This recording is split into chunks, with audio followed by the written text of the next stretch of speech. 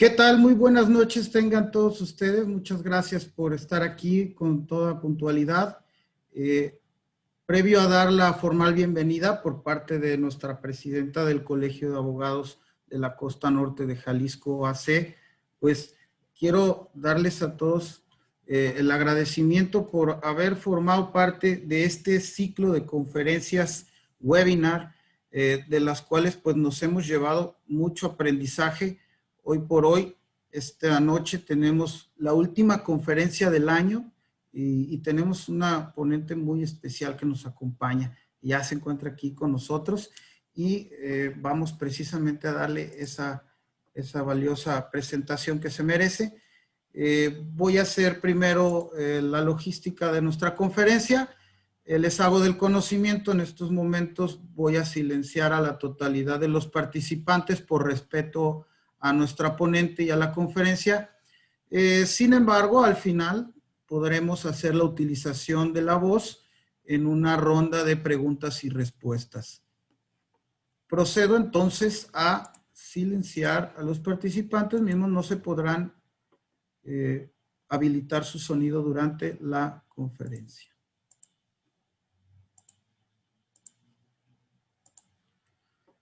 Les cedo permisos de coanfitrión a la ponente y a la maestra María Concepción García Sandoval, quien dará la bienvenida formal a la ponencia que nos ocupa. Adelante, tiene el uso de la voz, maestra María. Bueno, pues muchísimas gracias, doctora Esperanza Loera Ochoa. Muchas gracias por darnos esta ponencia. Le cedo la voz al maestro Fernando Loza Valdés. Muchas gracias, maestra Mari. Pues bien, quiero decirles que fue sumamente difícil hacer una semblanza del amplio y extenso currículum que tiene la doctora Esperanza Loera Ochoa, y me voy a permitir hacer esta presentación de su semblanza de la siguiente forma. Bien, la ponente que nos acompaña el día de hoy, Esperanza Loera Ochoa, es abogada egresada de la Universidad de Guadalajara. Tiene una maestría en la especialidad de Derecho Civil y Financiero por la misma institución educativa. Es doctora en Derecho con línea de investigación en Derechos Humanos por el Instituto Internacional del Estado y del Derecho. Tiene un doctorado en Educación por el Instituto Nacional de Pedagogía. Cuenta con 2 especialidades en Derechos Humanos, una por el Instituto de Investigaciones Jurídicas de la Universidad de Guadalajara y otra por la Universidad de Salamanca. Así también la especialidad en Derecho Internacional Humanitario impartida por el Comité Internacional de la Cruz Roja, en colaboración con el Instituto Interamericano de Derechos Humanos. Cuenta con más de 15 diplomados en materias de derechos humanos, derecho internacional humanitario, informática jurídica, métodos alternos en solución de conflictos, asesoría en atención a víctimas, competencias profesionales, actualización curricular y modelos educativos, tutorías académicas, justicia penal y el sistema acusatorio adversarial e investigación científica del derecho. Ha sido parte de más de 80 cursos, seminarios y otras capacitaciones profesionales sobre temas relacionados con el derecho internacional, derechos humanos, derecho penal, redacción jurídica, juicio de amparo, derecho electoral, derecho constitucional, formación jurídica de docentes, formación de investigadores en ciencias jurídicas, entre muchos otros. Es profesora de la carrera de abogado en la División de Estudios Jurídicos de la Universidad de Guadalajara, siendo reconocida por el Programa para el Desarrollo Profesional Docente y certificada por el Comité de Capacitación del Consejo de Coordinación para la Implementación del Sistema de Justicia Penal. Con una antigüedad de más de 23 años en la docencia. Participa también como maestra de posgrados invitada por la Universidad del Valle de Atemajac, los consejos de la Judicatura de los estados de Michoacán, Sonora y Nayarit. Es integrante del Grupo de Formación para Maestros en Derecho Internacional Humanitario del Comité Internacional de la Cruz Roja. Maestra en la Universidad del Adulto Mayor de la Universidad de Guadalajara y maestra titular de la especialidad de Amparo por el Instituto Nacional de la Administración Pública. Colabora en la Universidad de Guadalajara en diversos departamentos, tales como el Comité para la Actualización del Plan de Estudios 24 de la propia universidad, el Comité de Intercentros para la Actualización del Programa de Abogado, entre otros.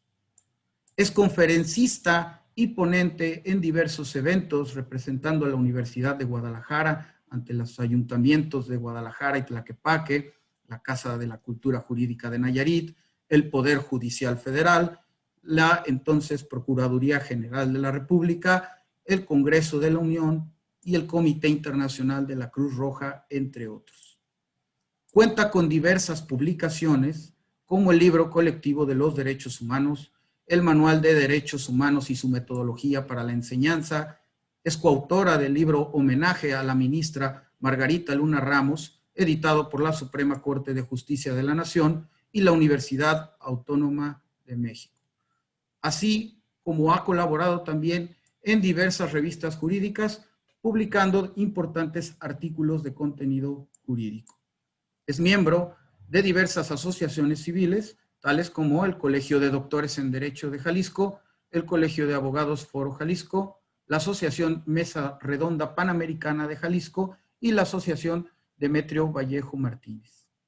En el sector de la investigación jurídica, es responsable del proyecto Las Acciones Colectivas en Jalisco, la reparación del daño en materia de derechos humanos y miembro del Cuerpo Académico de Epistemología Jurídica, todos adscritos al Centro Universitario de Ciencias Sociales y Humanidades de la Universidad de Guadalajara.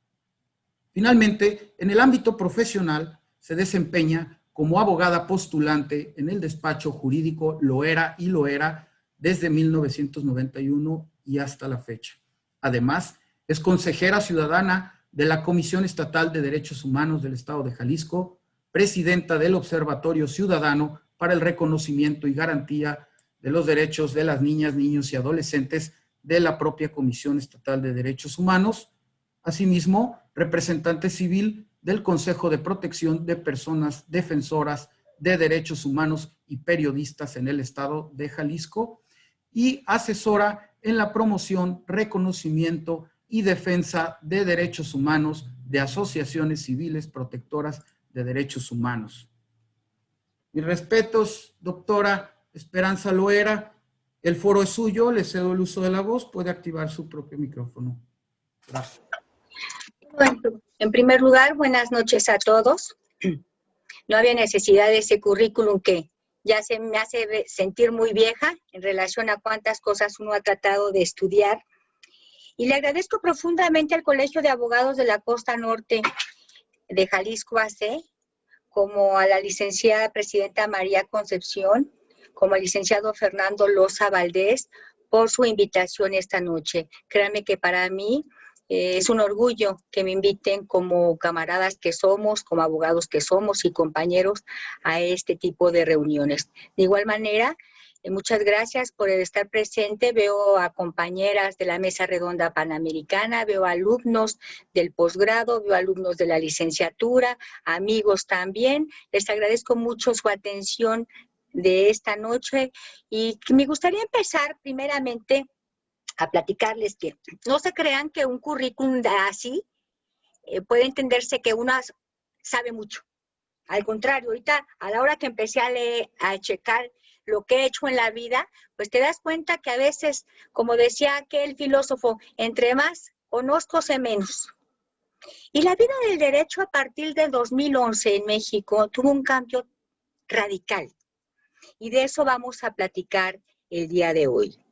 acerca de lo que es la perspectiva de género, no únicamente como una forma de juzgar o como una metodología, sino que yo creo que la finalidad de entender lo que es juzgar como perspectiva de género, tendríamos que al final de esta plática entender que para mí como profesionista y a ustedes como operarios del derecho en cualquier área de que se desarrollen o como personas civiles también, debemos de saber y entender que es una herramienta muy valiosa para la defensa de los derechos humanos. Te pediría, por favor, Fernando, si ponemos la presentación. Les agradezco muchísimo que estén conmigo esta noche.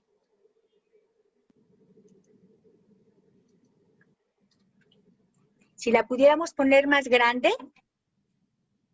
A ver, ¿así? Ok, bueno. Está bien, Fernando. Perdón, doctora, ¿se está proyectando de manera adecuada? Sí. Si se pudiera poner más grande, mejor, para que la pudieran leer. A ver, creo que así está.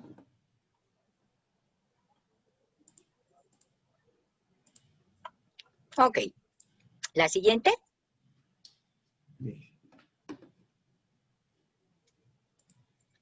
Bueno, primeramente me gustaría que todos, si ven bien, analizáramos esta fotografía. Y la fotografía tiene un encabezado y dice protocolo para juzgar con perspectiva de género.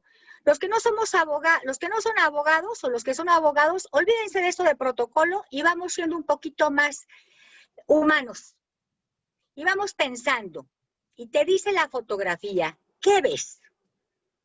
Y la primera foto, vemos a un señor, a un muchacho, que dice, ¿me podrías decir, Fernando, qué es lo que dice?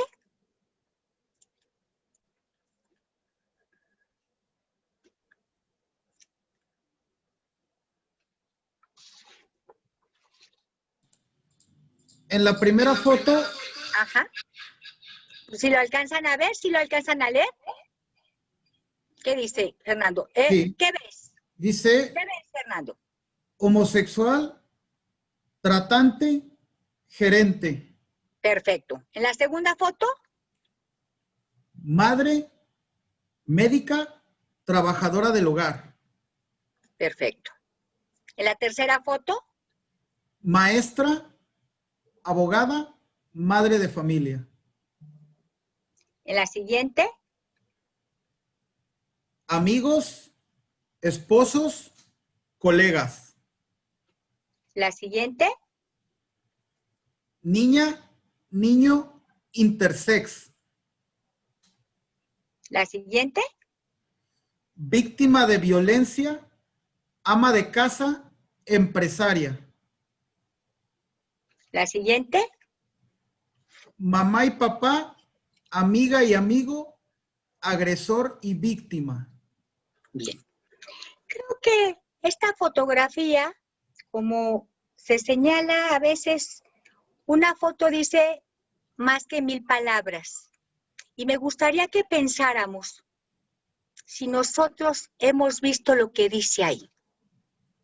Y yo creo que en determinadas fotografías podemos pensar que nosotros hemos podido ver a una persona como homosexual, pero también la pude haber visto como al hijo que adoro. Pude haber visto a una doctora, pero también pude haber visto de ella una indígena. Pude haber visto a un transvesti, que sé que no es biológicamente una mujer.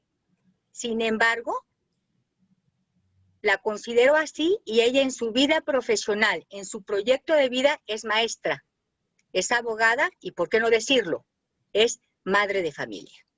Bueno, ¿se dan cuenta cómo nosotros socialmente podemos y somos los primeros en hacer discriminaciones al ver una fotografía?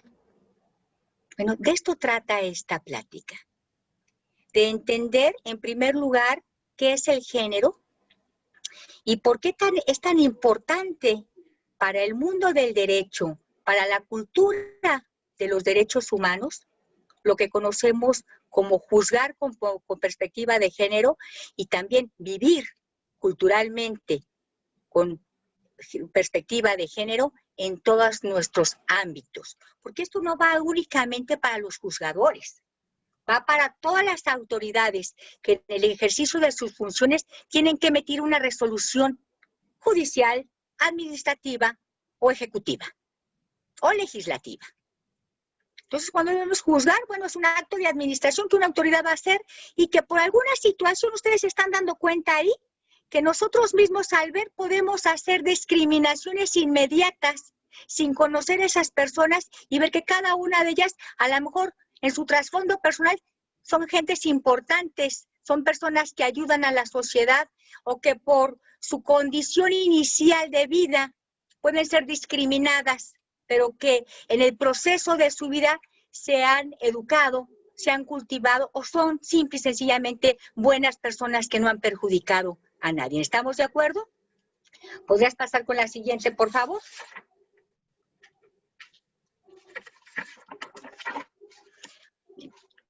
El protocolo para juzgar con perspectiva de género, quiero platicarles que en primer lugar, es un proceso como en la metodología, cuando nosotros realizamos una investigación científica y ocupamos de un método científico para llegar a una resolución y a una comprobación de hipótesis, a una verdad científica, que en una investigación científica el objetivo y el resultado siempre es hacer ciencia del conocimiento.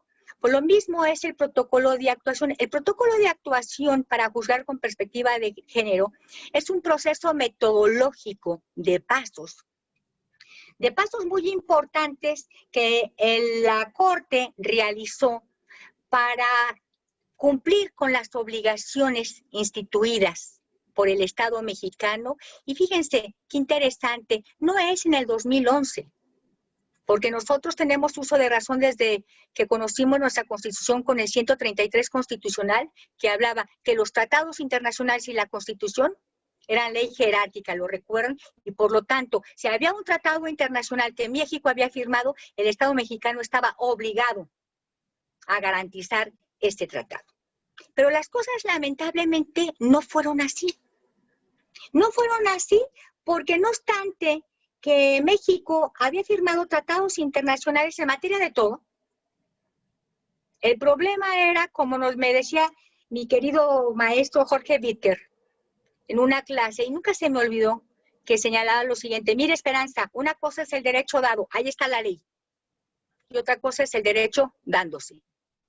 Y lamentablemente, aunque existan leyes que regulen las situaciones, por alguna situación de hecho, esto no resulta o no pasa en México. Entonces, cuando hablamos nosotros del protocolo para juzgar con perspectiva de género, se debe de entender que tiene como propósito atender las problemáticas detectadas y las medidas de reparación ordenadas por la Corte Interamericana de Derechos Humanos, en algunos casos que la Corte ha emitido sentencias y que cambiaron y transformaron el paradigma de la obligación del Estado mexicano respecto a los derechos humanos, como fue, creo que todo el mundo como abogados conocemos, el caso del campo algodonero, el caso de Inés Fernández Ortega, el caso de Valentina Rosendo Cantú, en donde en una escala general, estos casos ¿de qué hablan? Hablaban de la discriminación y de la desigualdad que tenían nuestro género, las mujeres o determinados grupos vulnerables de personas en el Estado mexicano. Es por eso que el protocolo se crea para cumplir con esa obligación de esas sentencias. Y de hecho, si gustas, por favor, la siguiente. De esas sentencias, el protocolo se crea como un proceso metodológico y como un instrumento en donde a mí me han preguntado, oiga, ¿es un instrumento para que la autoridad lo vea o para que la autoridad lo cumpla? No, es para que la autoridad lo cumpla. Para dar la solución al conflicto de no garantizar los derechos humanos, la Corte realizó una serie de protocolos para grupos vulnerables que como abogados hay que conocerlos porque es una herramienta de defensa muy importante para nosotros.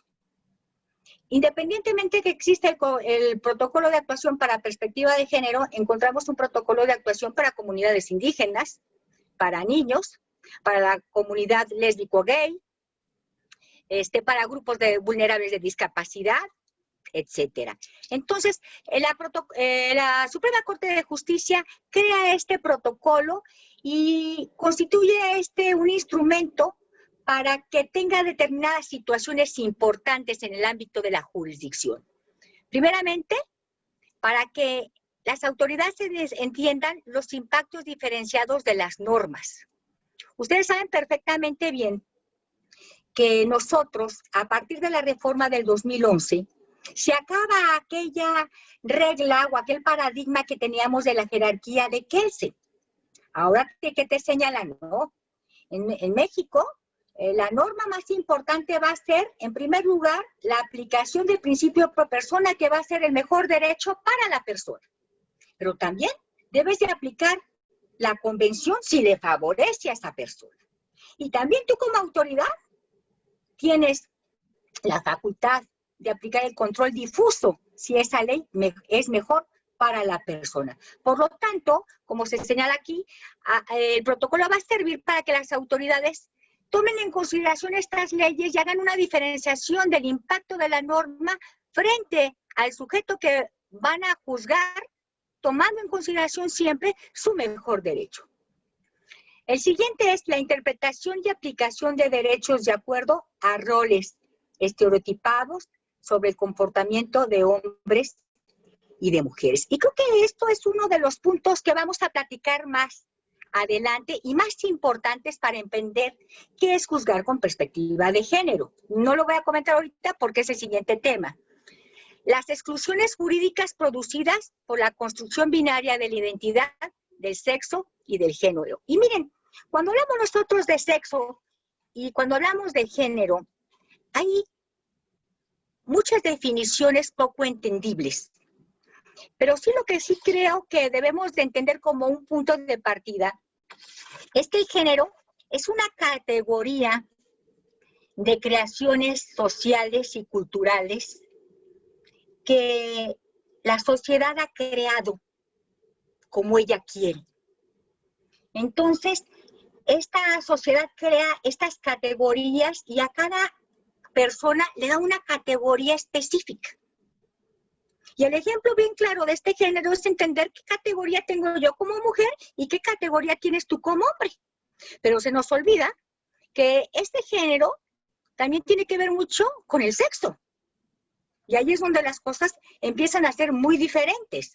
Porque hay personas que son biológicamente hombres, hay gentes que son biológicamente mujeres, pero que su sexo no está condicionado a esa biología por entes distintos.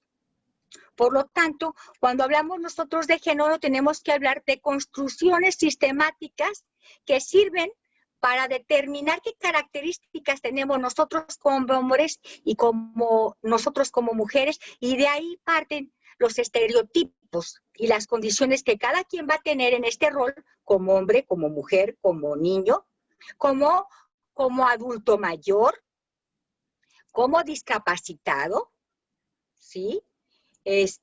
La semana pasada habláis de niños, como niños o en derechos de interés superior, etcétera. La distribución inequitativa de recursos y poder que deriva de estas asignaciones. ¿Por qué? Porque fíjense que en estos roles nos damos cuenta que los recursos no son equitativos. Y voy a darles un ejemplo bien claro. Vámonos a la situación electoral.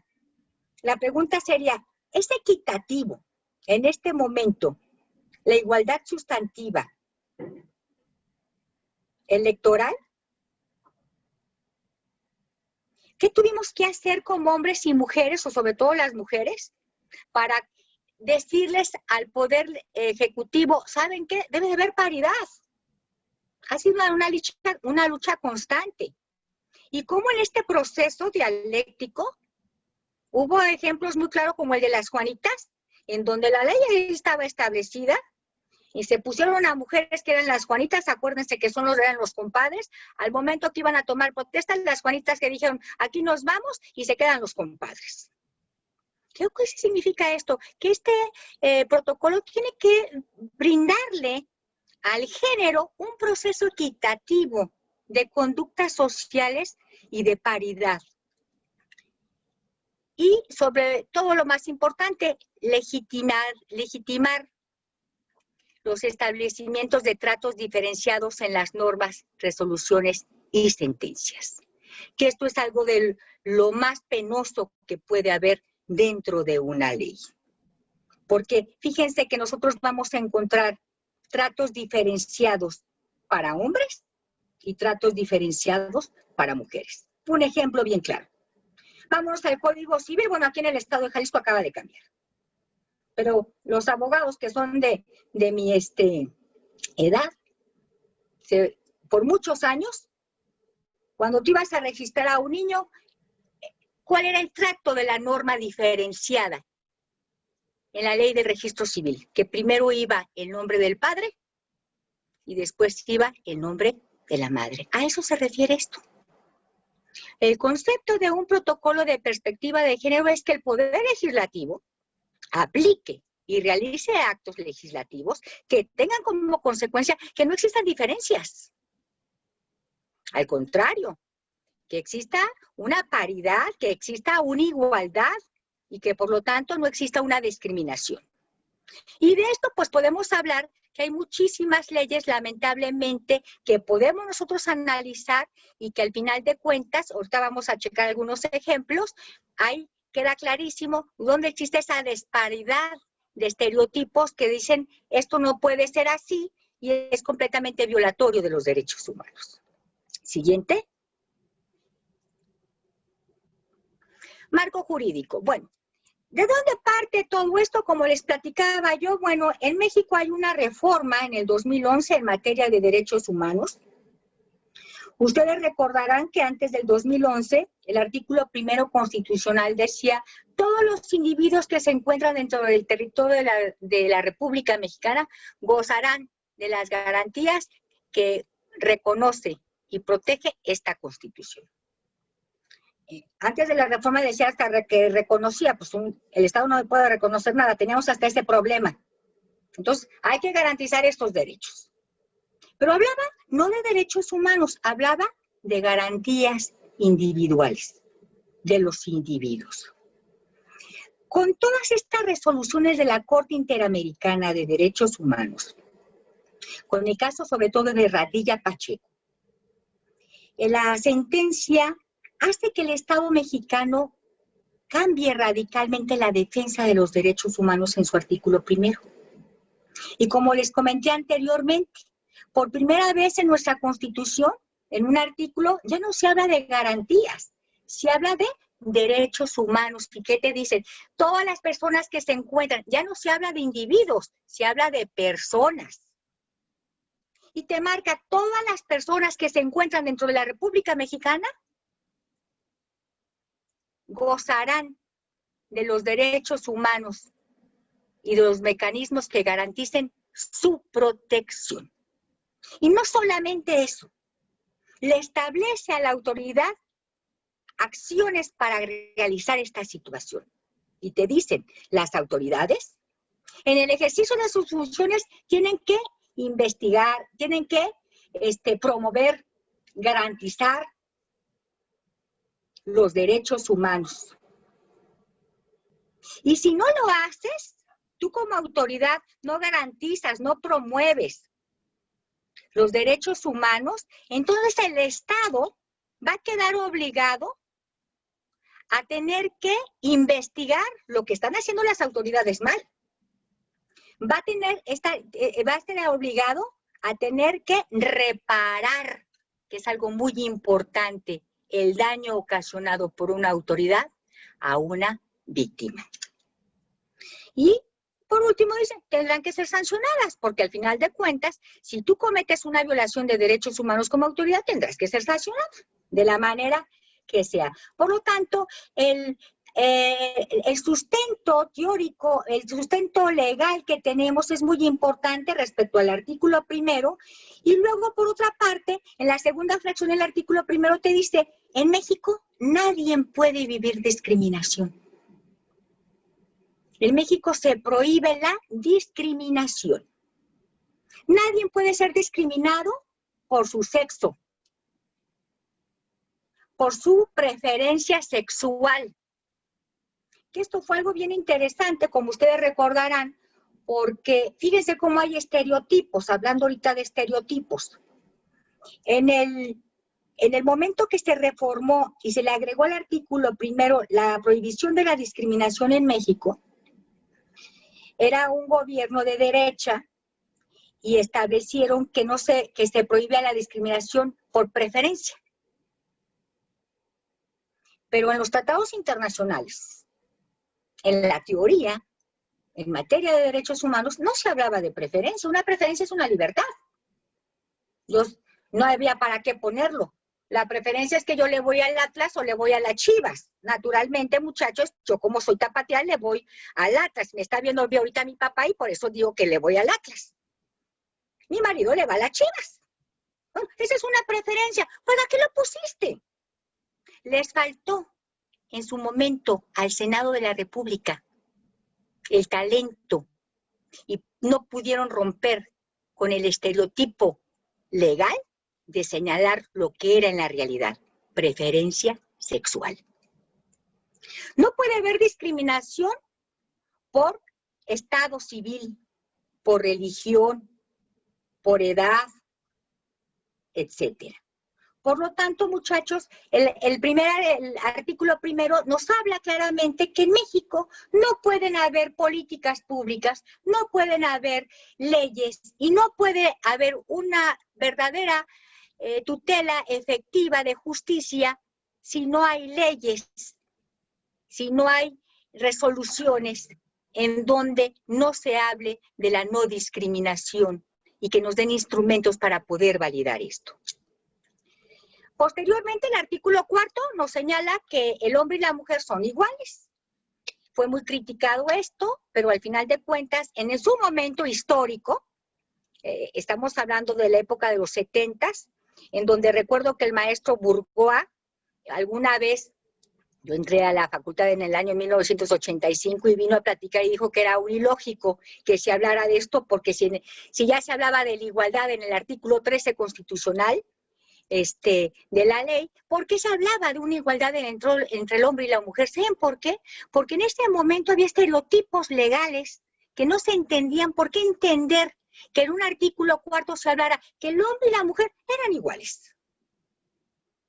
Caminamos y luego posteriormente el artículo 17 constitucional, como también lo comentaba, nos habla que en México debe de haber una administración de justicia pronta, completa, imparcial y expedita, y sobre todo debe de existir una tutela efectiva. Y fue una de las últimas reformas. ¿Qué significa esto, que exista una tutela efectiva? Que las autoridades analicen todos los hechos, analicen a la persona, analicen el hecho, el estereotipo, las categorías sospechosas existentes en ese juicio, para que entonces sí garantizarme a mí una tutela efectiva. Siguiente, por favor. Bien. Aquí hay una que quería platicar con ustedes para empezar a platicar acerca de los estereotipos. Y decíamos que lamentablemente en México nosotros realizamos acciones de estereotipos en donde estos estereotipos marcan desigualdades específicas. Me gustaría, por favor, Fernando, si puedes leer estos tres para que nos demos cuenta qué puede ser un estereotipo y cómo al final de cuentas estos estereotipos recaen en una afectación directa de violaciones de derechos humanos a este tipo de personas.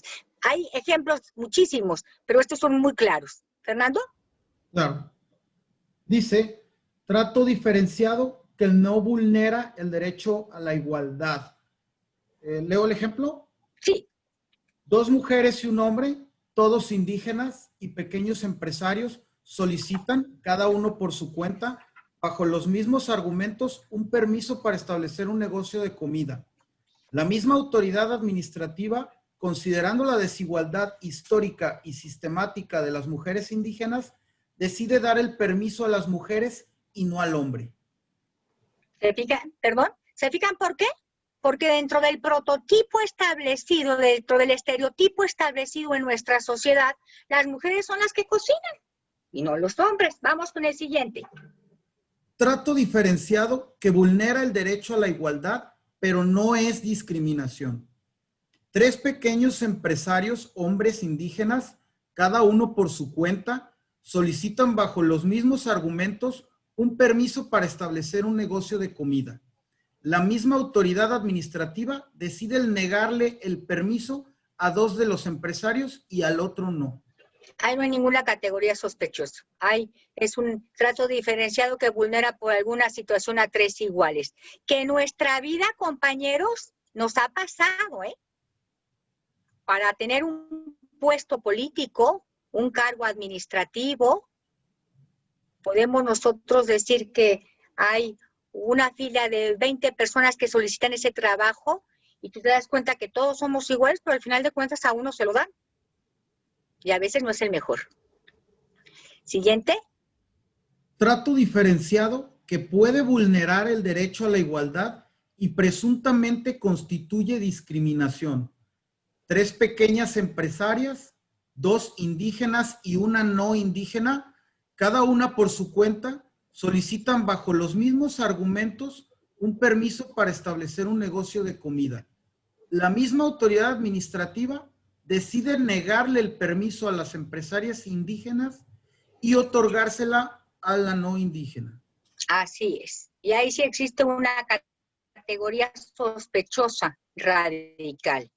¿Por qué? Porque latentemente la autoridad está cometiendo un acto que no debe discriminatorio y tú sabes que no le dan el permiso porque es indígena.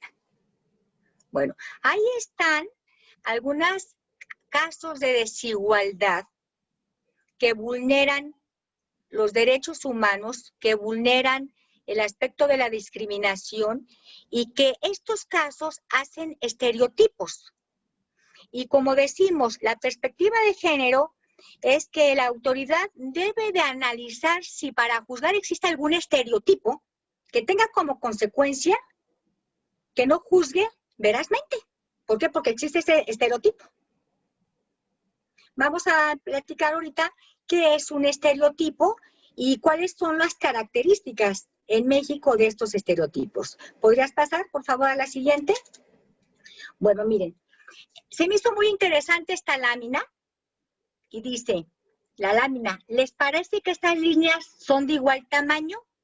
Si viéramos nosotros directamente las 2 líneas, inmediatamente diríamos que no. Bueno, aunque la de arriba aparenta ser menos larga que la de abajo, en realidad ambas miden lo mismo. Lo cierto es que no es posible que sean vistas como iguales. Ahí está. Son iguales porque miden lo mismo, pero no son vistas como iguales.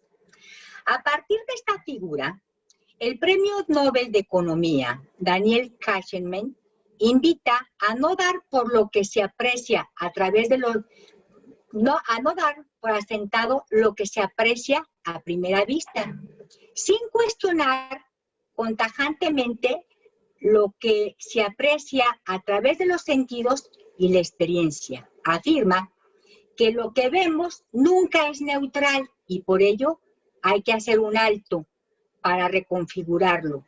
Así como la vista puede engañar y una vez que se hace un esfuerzo por reconfigurar la primera impresión de una imagen, se descubre a partir de su sexo, género, preferencias, orientaciones sexuales, origen étnico, religión, la conceptualización e identificación de los estereotipos ayudan a combatir este tipo de errores que privan de un reconocimiento efectivo de las personas y sus derechos. Cuando a mí me dicen, ¿qué es un estereotipo? Acuérdense siempre de esta imagen. La pregunta es, ¿miden lo mismo? Y dijimos, no, porque lo estamos viendo diferente. ¿Por qué? Porque estamos haciendo construcciones directas.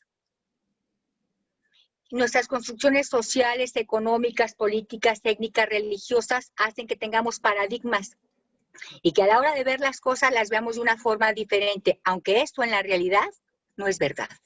Y eso hace, compañeros, que existan afectaciones muy graves a los derechos, no únicamente de las mujeres, sino de todas las personas. Siguiente. Bueno, entonces vamos a entender que los estereotipos son todas aquellas características, actitudes y roles que estructuralmente en una sociedad son atribuidas a las personas en razón de alguna de su condición y son enumeradas como categorías sospechosas.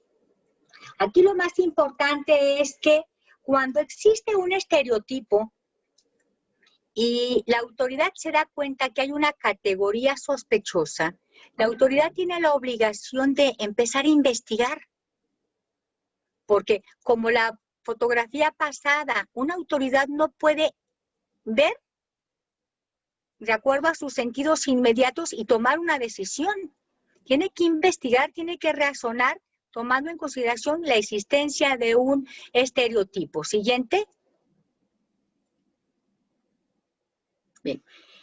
Voy a darles algunos ejemplos de estereotipos de género. Hay, muchachos, estereotipos de hay estereotipos legales, materiales, culturales, sociales, y como nuestra charla de hoy es de género, bueno, pues voy a platicarles algunos estereotipos de género. ¿Le gustas leerlo, por favor, Fernando? Tipos. Claro. Estereotipos de género. Tipos. Estereotipo de sexo. Aquellos centrados en los atributos y las diferencias físicas y biológicas existentes entre hombres y mujeres. Ejemplo. Los hombres son más fuertes físicamente que las mujeres. Reflejo del quehacer del Estado. Prohibición para que no exista ese trato diferenciado. Prohibición a las mujeres de realizar trabajo nocturno, límites de facto y de jure para que las mujeres realicen actividades laborales relacionadas con las armas. Estereotipo sexual. Se basan en las condiciones, en las características, o cualidades sexuales que son o deberían ser poseídos por hombres y mujeres respectivamente, así como la interacción sexual entre ambos. Ejemplo, la sexualidad de las mujeres está vinculada a la procreación. Reflejo que hacer en el Estado. Prohibición del matrimonio entre personas del mismo sexo.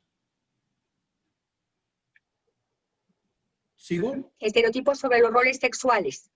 Bien. Se fundan en los papeles o el comportamiento que son atribuidos y esperados de hombres y mujeres a partir de construcciones culturales y sociales o bien sobre su físico. Ejemplo, en la familia, los hombres deben de ser los proveedores primarios y las mujeres quienes cuiden a las y los hijos y realicen las labores domésticas. Reflejo, códigos civiles que, basados en roles sexuales, distribuyen los derechos y obligaciones dentro del matrimonio, asignando al hombre la administración de los bienes y a la mujer el cuidado del hogar y las y los hijos. Estereotipo compuesto. Aquel que interactúa con otro estereotipo de género. Atribuyen características y roles a diferentes subgrupos de mujeres. Ejemplo, las mujeres solteras y lesbianas no son buenas madres.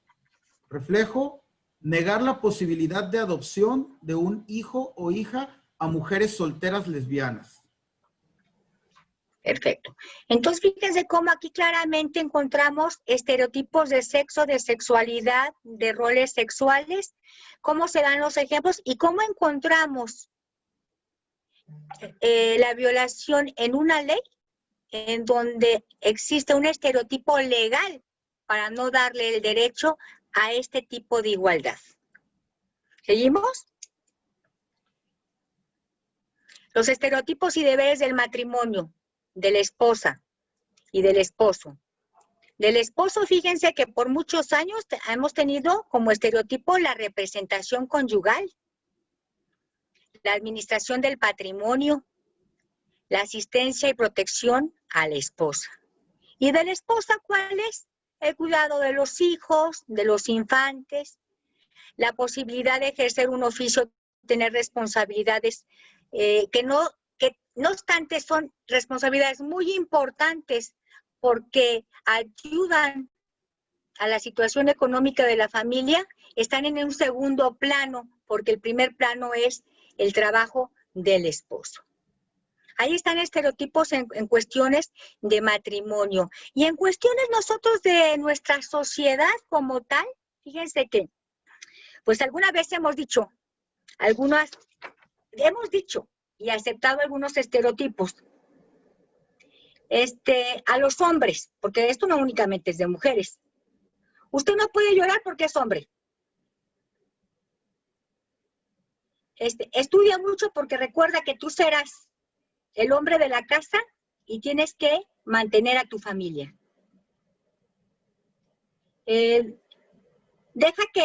No permitas que tu vieja te reclame porque tú eres el que paga las cosas.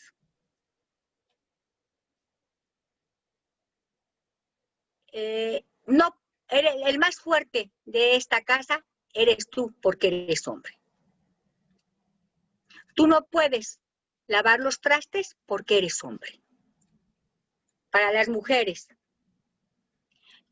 el sexo débil y la débil de este hogar eres tú. La obligada a hacer la comida eres tú. La protección de los hijos es para ti. Tú eres la que tienes que ir al súper y tienes que lavar y realizar los enseres domésticos de la casa. Tú tienes que pedirle permiso a tu esposo para realizar tus actividades. Entonces, ahí encontramos estereotipos sociales que hemos vivido y que hemos platicado y admitido en nuestros abuelos, en nuestros padres, nosotros como personas, y a lo mejor en este momento nuestros hijos ya no. ¿Por qué? Porque esto ha cambiado culturalmente. Pero los hemos admitido radicalmente y vivimos con ellos. Entonces, no únicamente es pensar que el estereotipo va a servir la categoría sospechosa para que la ley cambie. Por eso les decía, esto tiene que cambiar a partir de uno para transformarse al exterior de la sociedad, en todas las instituciones que tengan que ver con esto. Siguiente. Bueno, entonces vamos iniciando ahorita, ¿cómo vamos de tiempo? Vamos bien, doctora. Ok, vamos a iniciar que yo les empecé a platicar que vamos a entender que lamentablemente en México hay discriminación, hay prototipos legales, culturales, sociales, ya los analizamos cuáles son, y estos prototipos vienen a hacer que la vida de los seres humanos a veces sea radicalmente difícil y discriminatoria. Platicábamos entonces que la Suprema Corte de Justicia realiza un protocolo de actuación, y este protocolo de actuación no son más que pasos metodológicos que tendrá que realizar un juzgador para juzgar y garantizarle a la víctima una verdadera administración de justicia, una tutela efectiva de esta misma. Elementos para juzgar en perspectiva de género. Miren, yo quisiera platicarles que hice un resumen porque es un procedimiento sumamente complejo. Los que están interesados, pueden buscar por internet el protocolo de actuación. Este es un pequeño resumen porque tenemos muy poco tiempo para checar, pero en general estos son los aspectos más importantes que debemos de tomar, o los pasos más importantes que debemos de tomar para juzgar con perspectiva de género. En primer lugar, vamos a pensar que cuando una autoridad tiene que juzgar con perspectiva de género, cuando dentro del conocimiento de ella misma jurisdiccionalmente analiza que existe una categoría sospechosa. Y esta categoría sospechosa es a través de entender que hay un prototipo en donde se está violentando, discriminando, afectando la violación de un derecho humano a la persona. Voy a empezarles a platicar un caso y voy a ir tomando en cuenta tanto el elemento metodológico como el caso, ¿sí? Para que esto sea un poquito más práctico. Hay un amparo que emitió la Corte de Revisión el 3186-2016, en donde fíjense que una mujer mata a su esposo. La mujer esta tenía 18 años de casada con su esposo. Dentro de esos 18 años de casada, el marido siempre la violentó. La violentó materialmente, físicamente, y ustedes saben que hay tipos de violencia. Y la violencia íntima puede ser la más fuerte porque trae como consecuencia afectaciones mentales, psicológicas muy duras para la persona.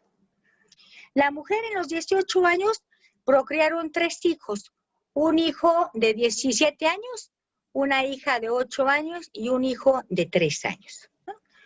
Pues resulta que la mujer le da unas píldoras, lo duerme, se ayuda con alguien, va y se lo lleva dormido a un campo y lo ahorca. Lo desaparece.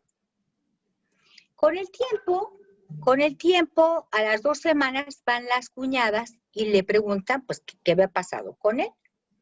Y entonces, al final de cuentas, ella les dice, yo lo maté. Yo lo maté porque ya no lo aguantaba. En ese momento le hablan a la policía y se la llevan detenida. Para no hacerles largo el cuento, en la sentencia de primera instancia, la sentencian por 35 años de prisión. En la segunda sentencia de segunda instancia, no le revocan la sentencia, lo mismo, se ampara. En el amparo, lo que hace la autoridad es alegar un poco acerca de la detención ilegítima, porque no había flagrancia en este caso, no había emergencia, por lo tanto, se habla sobre esto. Pero este asunto se va a la Corte.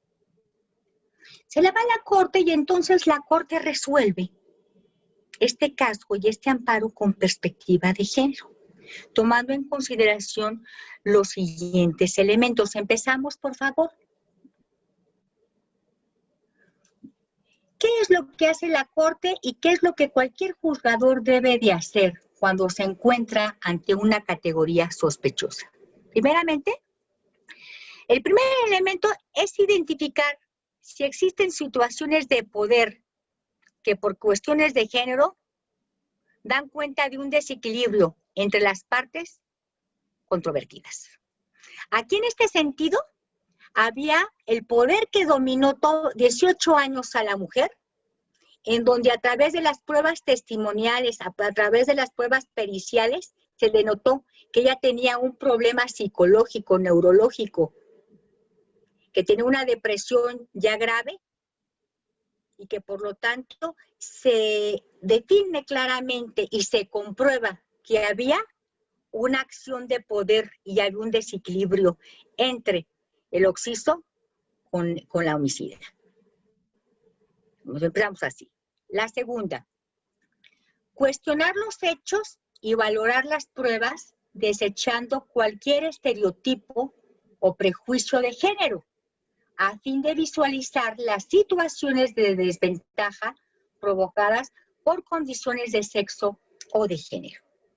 En este punto, las condiciones de ella eran radicalmente de desventaja, porque él, al realizar esa afectación física, psicológica, moral, en donde todos los días ella tenía lesiones de cualquier tipo, el juez empezó a entender claramente que ella estaba intimidada radicalmente, que ella vivía un problema psicológico grave, pero un problema que lo había provocado él y que por lo tanto había pruebas radicales en donde ella lo único que podía pensar después de esos 18 años era terminar con él.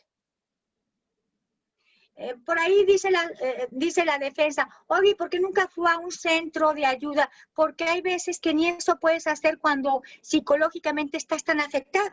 No hay redes de ayuda que te permitan señalar o decir, oiga, me está pasando esto, porque hasta para ir a una red de ayuda, cuando tú tienes un problema de violencia familiar, tienes que tener el carácter o tienes que tener psicológicamente todos los elementos para poder tener las agallas de ir a denunciar.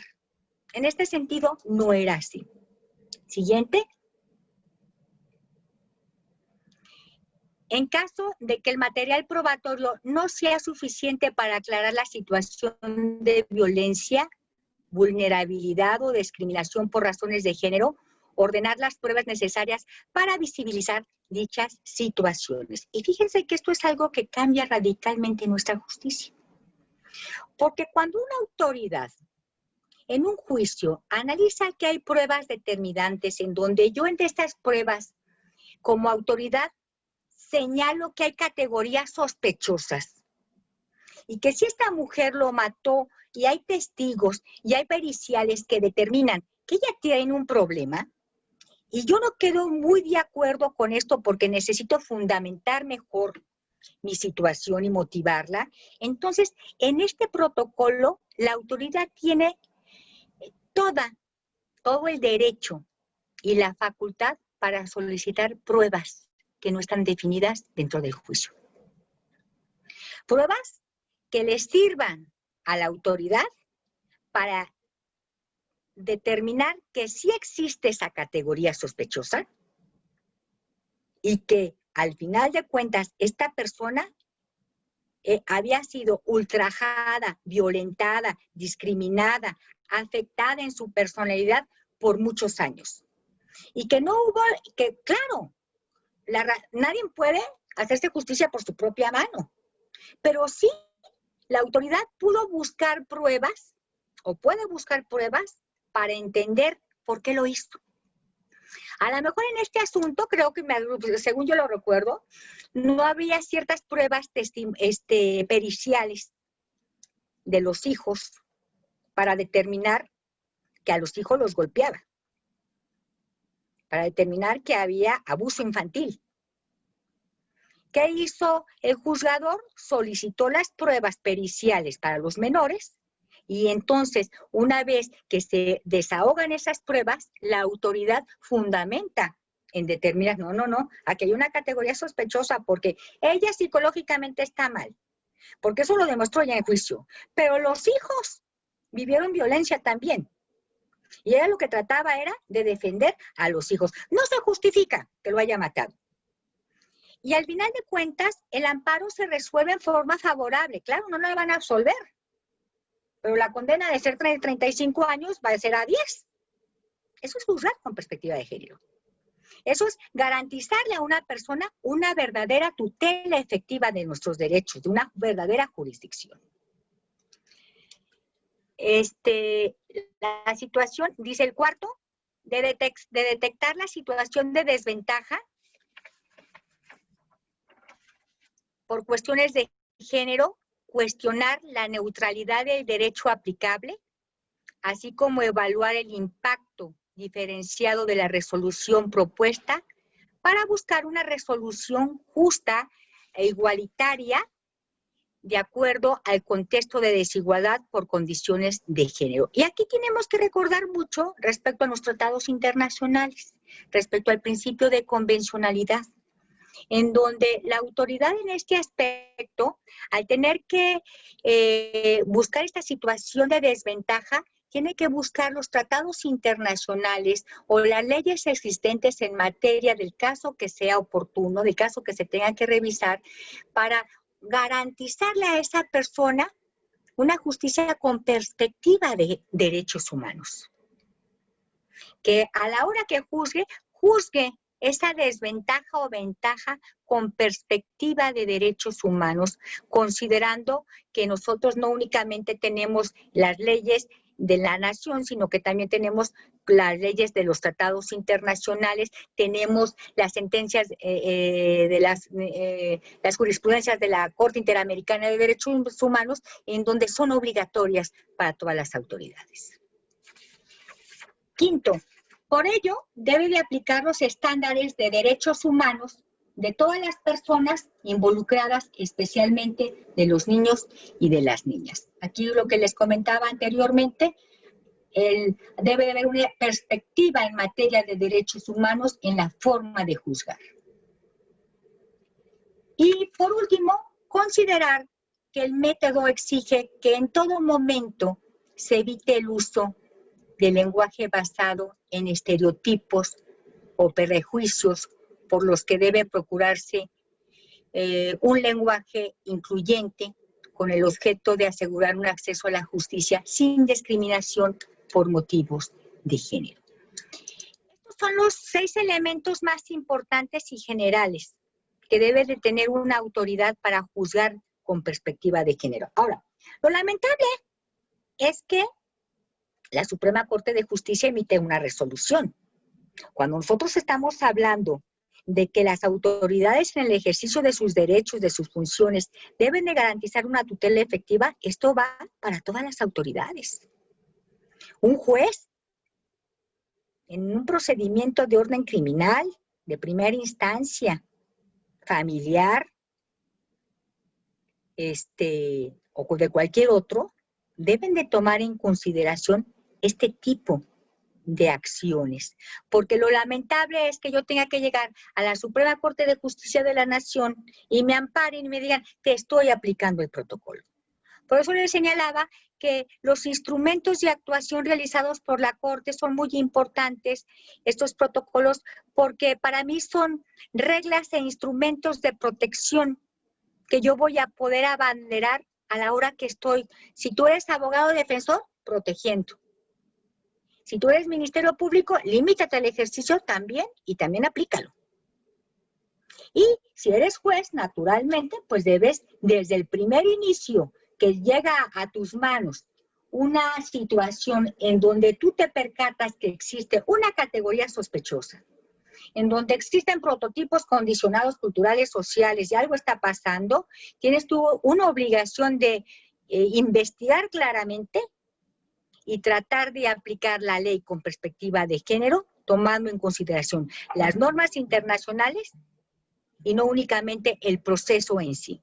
Porque al final de cuentas lo que va a resultar es lo que estamos viendo, que la Corte está llena de amparos por este tipo de situaciones.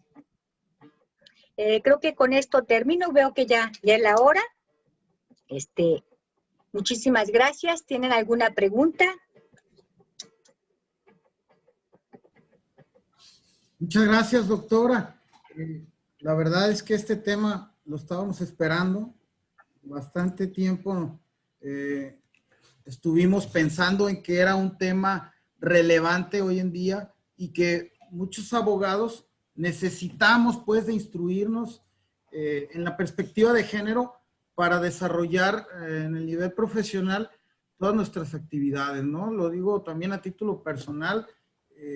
Y es una de las preguntas que yo tuviera para abrir esta ronda de preguntas.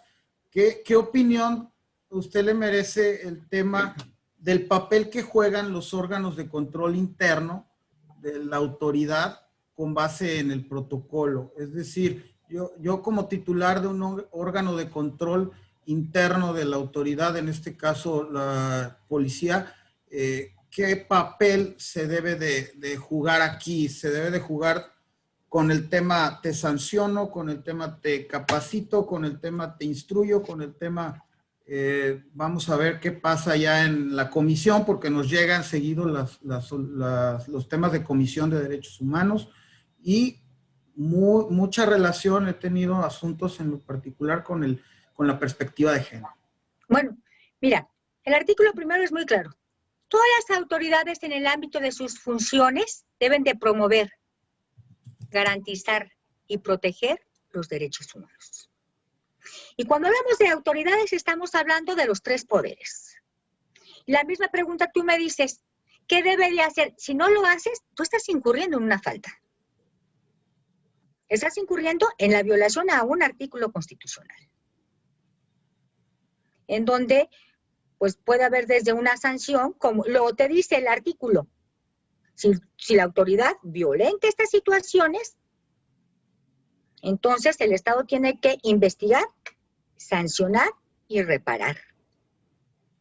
Y no nada más eso, hay una obligación interna, filosófica por ahí muy importante, en señalar que las autoridades en el ámbito de su competencia deben de respetar el principio de universalidad, el principio de interdependencia, el principio de indivisibilidad y el principio de progresividad. Y eso es algo que cualquier autoridad debe de conocer. Como abogada, como maestra de derecho, como investigadora, tú no sabes a veces qué pena me ocasiona analizar los retrocesos, sobre todo ahorita en materia de seguridad social, que está teniendo el Senado de la República. ¿Por qué? Porque están violentando el principio de progresividad, porque están violando el principio de interdependencia. Y a la hora que tú quieres quitar un derecho ya garantizado, discúlpame, eso no se puede hacer. Porque en materia de derechos humanos debe de haber una evolución, nunca una devolución. Muchas gracias, doctora. Bien, estamos en la breve ronda de preguntas y respuestas. Si alguien tiene una pregunta para nuestra ponente, puede hacerlo por medio del chat o pedir el uso de la voz. Yo se lo habilito con mucho gusto. También pueden levantar la mano virtualmente o si por aquí tienen prendida su cámara y quieren hacer el uso de la voz, nada más los veo y los habilito.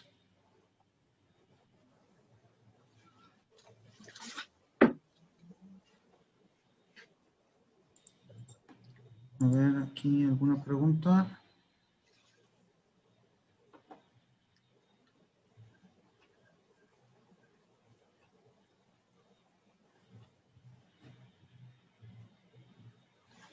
Creo que aquí hay algunas en el chat. A ver.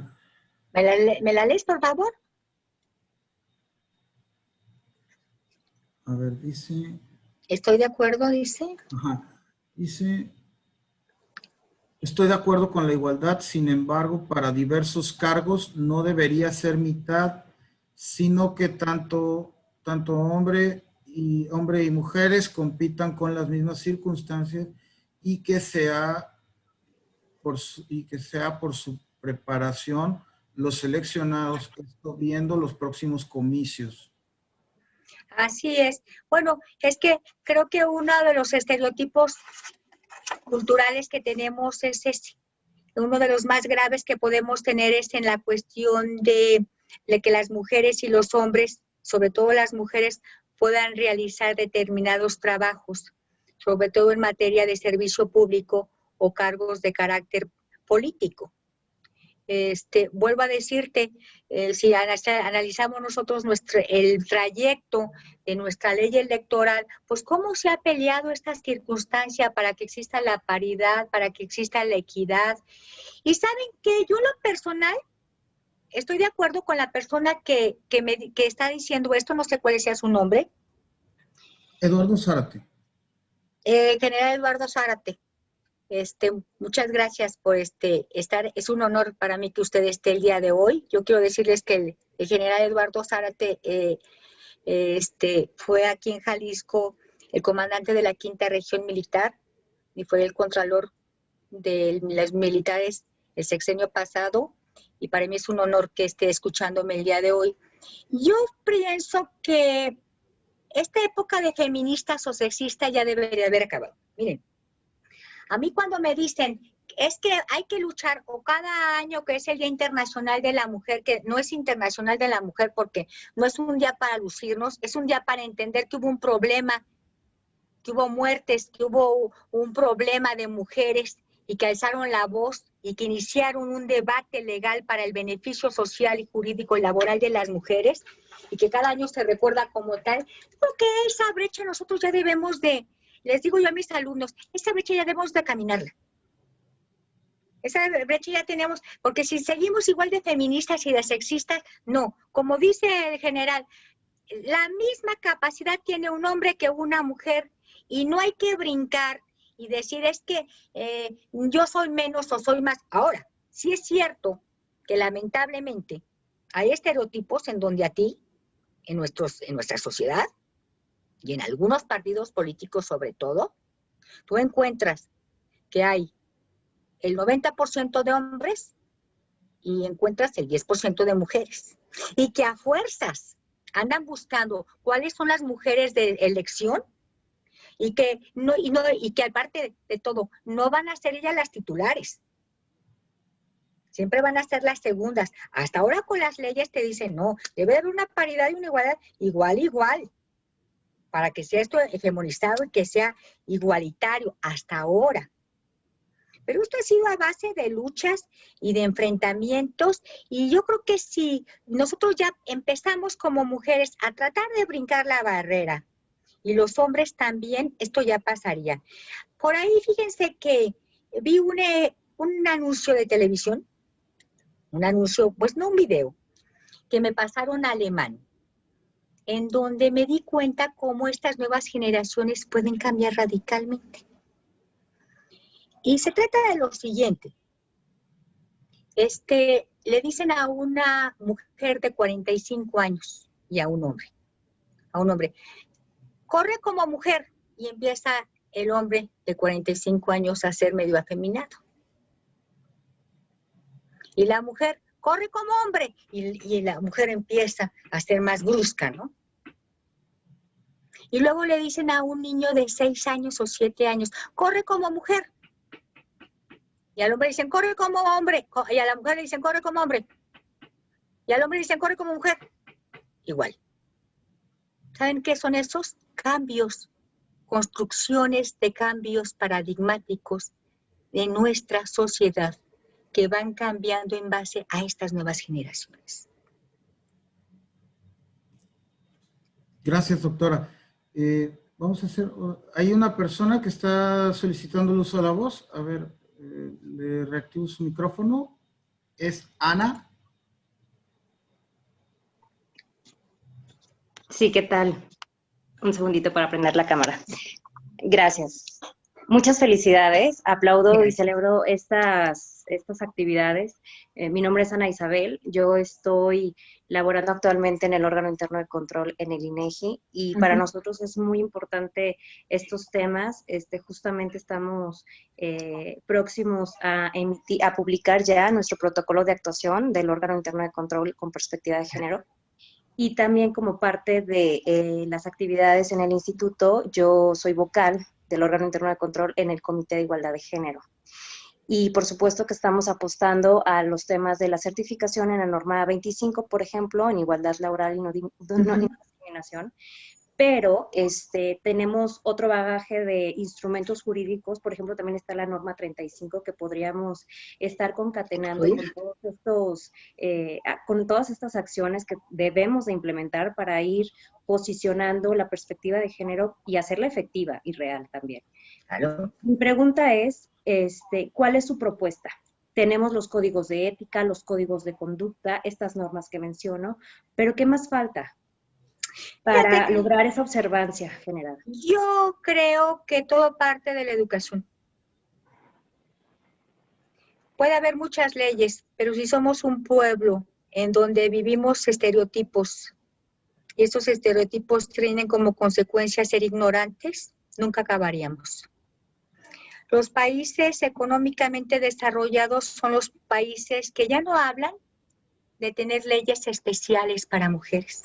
Porque fíjate que tú misma me señalas, a cualquier oficina que yo tengo que ir, tiene que haber una codificación, un protocolo y demás. ¿Por qué? Fíjate, ahí está el punto.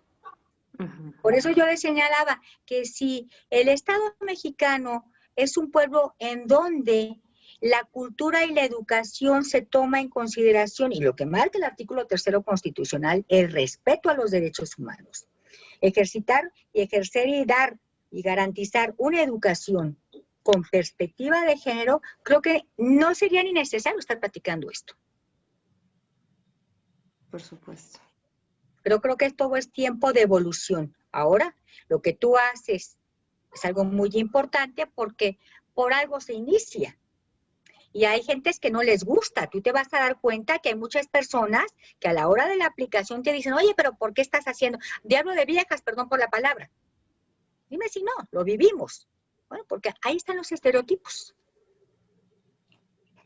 Pero yo creo que esto va a ser un proceso que marca un antes y un después del 2011, en donde el Estado debe de garantizar y promover los derechos humanos en todos sus ámbitos, pero no como una obligación, sino como una cultura, como lo marca el artículo 3º constitucional, en donde tú y yo vivamos plenamente nuestras dignidades como seres, donde esa democracia, como lo marca el 3º, no sea un sistema de político, sino como un sistema de vida donde todos los hombres y las mujeres podamos vivir plenamente y desarrollar nuestros derechos como tales y vivir dignamente. Claro, muchas gracias. Nada. Muy bien. Por último, en atención a su tiempo, doctora, y a todos los que amablemente nos acompañan el día de hoy, previo a pasar al reconocimiento formal, me permito leer una última pregunta y voy a combinar aquí las últimas dos, que sería, la primera, nuestra colega Maricruz Tapia Macías nos dice, en un caso de guarda y custodia, donde al padre no se le concede la guarda y custodia, pese a demostrar que es más idóneo que la madre, ¿se podría aplicar dicho protocolo? Y la pregunta de la colega Norma, ¿qué documentos nos recomienda consultar para tener más en claro la perspectiva de género? Bien, bueno, en ese sentido, si la autoridad ve que existe una categoría sospechosa de un estereotipo específico, en donde existe una relación de poder entre la esposa con él, que obviamente no siempre las mujeres son las débiles. Entonces, la autoridad tiene la obligación de investigar esta categoría sospechosa para garantizarle al infante este mejor derecho. Y ojo, hoy hay que tener mucho cuidado con esto, porque una mala actuación, como lo dijo Thais la semana pasada, puede traer como consecuencia que te quiten al niño y lo institucionalicen. Y la otra pregunta, ¿cuál sería, perdón? Pues miren, hay mucha literatura, yo les recomendaría que primeramente pues leyeran el protocolo de actuación en materia de perspectiva de género, el protocolo de actuación en materia de la Corte, en materia de niñez, en materia de comunidades indígenas, porque hay una área muy específica respecto a la situación del género, y posteriormente irnos a los tratados internacionales, al Tratado Belén du Pará, que habla acerca de la prohibición de cualquier forma de discriminación en contra de la mujer. Y pues sobre todo, hay ahorita instituciones muy interesantes en Latinoamérica de mujeres que han hecho análisis muy acuiciosos sobre esto. Con mucho gusto, si gustas, Fernando, yo les puedo pasar una lista de teoría, hay libros, colecciones, artículos que pueden ser de mucho interés. Y hay otro punto, hay muchos videos también de la Corte, que se llaman resoluciones de la Corte, que hablan sobre perspectiva de género. Yo creo que es una forma muy didáctica de empezar a tratar de entender un poco sobre esta situación, sobre este problema. Muchas gracias, doctora. Pues en cuanto usted me haga el favor de proporcionarme la lista, yo con mucho gusto la comparto a través de los grupos que tenemos de las conferencias. Al contrario, yo te la envío el día de mañana con mucho gusto. Le agradezco. Y les agradezco a todos su participación esta noche a este colegio. Ojalá y no sea la última vez. Les agradezco mucho y que pasen una gran Navidad, muy felices fiestas y nuevamente muchas gracias por su atención. Gracias, doctora. Le vamos a hacer un reconocimiento aquí de parte del colegio. Cedo el uso de la voz a la maestra María Concepción García Sandoval. Muchas gracias, maestro. Bueno, doctora, estamos muy agradecidos por tan grande ponencia. Tenemos el reconocimiento virtual ahorita por lo pronto, pero en su momento se lo hacemos llegar ya personalmente. Y dice, el Colegio de Abogados de la Costa Norte de Jalisco AC otorga el presente reconocimiento a la doctora Esperanza Loera Ochoa por su destacada participación con el tema Juzgar con Perspectiva de Género el 3 de diciembre del 2020. Firma como secretario el licenciado Reinaldo Álvarez Villagómez, como tesorera la licenciada Alicia García Cueto y su servidora como presidente María Concepción García Sandoval. Muchísimas gracias, doctora. Esperemos que no sea la única y tenerla de visita en Puerto Vallarta pronto y podemos agendar una conferencia ya cuando se nos den los tiempos con lo de la pandemia, que sea ya no virtual, pero sí presencial para que otras personas que estén interesadas pues integren y disfruten su ponencia. Muchas gracias. No, el gusto sería para mí poderlos acompañar directamente allá en Puerto Vallarta y mis bendiciones y mi cariño y afecto para todos ustedes. Muchas gracias. Pues bien, agradecemos a todos los participantes el día de hoy y con esto damos por terminado el ciclo de conferencias webinar del Colegio de Abogados de la Costa Norte de Jalisco AC. Agradeciendo su participación muy puntual a todos ustedes. Seguiremos por parte a nombre de la comisión, servidor Fernando Loza Valdés, quien preside la Comisión de Estudios Jurídicos y Certificación de este colegio, pues muy agradecido con todos ustedes. Esperen próximamente conferencias de acuerdo a los tiempos que nos pueda dar con o sin pandemia. Estaremos aquí presentes desde luego, ya sea por los medios digitales o presencialmente acá en este bello puerto. Muchas gracias y buenas noches. Buenas noches, muchas gracias a todos. Buenas noches.